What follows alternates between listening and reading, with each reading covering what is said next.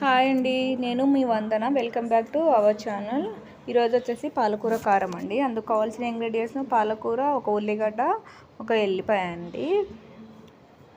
ఈ పాలకూర కారంకి ఎల్లిపాయను కారంను రెండు మిక్సీ చేసుకొని తర్వాత పాలకూర ఉడికినాకనైతే అందులో వేస్తారండి.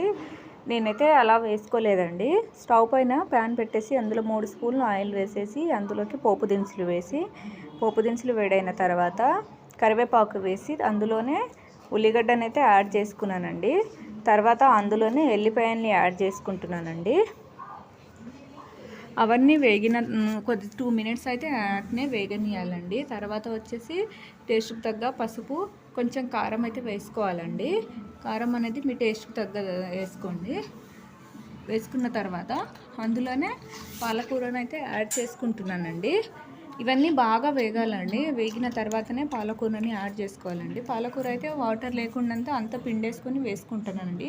అయినా వాటర్ అనేది ఆటోమేటిక్గా పాలకూరలో వస్తాయండి. మూత పెట్టేసుకొని 2 మినిట్స్ అయితే ఉడకనియండి. చూడు, నేనైతే వాటర్ అయితే చుక్క వాటర్ కూడా వేయలేదని, అయినా చూడండి దాంట్లో వాటర్ అయితే ఎట్లా ఊరుతున్నాయో. అందులో టేస్ట్ తగ్గట్టు సాల్ట్ వేసుకోవాలండి.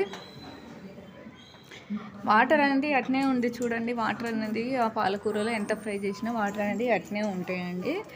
తర్వాత పైనుండి కొంచెం కొత్తిమీర చల్లుకొని స్టవ్ ఆఫ్ చేసుకొని 10 మినిట్స్ తర్వాత సర్వ్ చేసుకోండి. మరిన్ని వీడియోస్ కోసం నా ఛానల్ని అయితే సబ్స్క్రైబ్ చేయడం మర్చిపోకండి.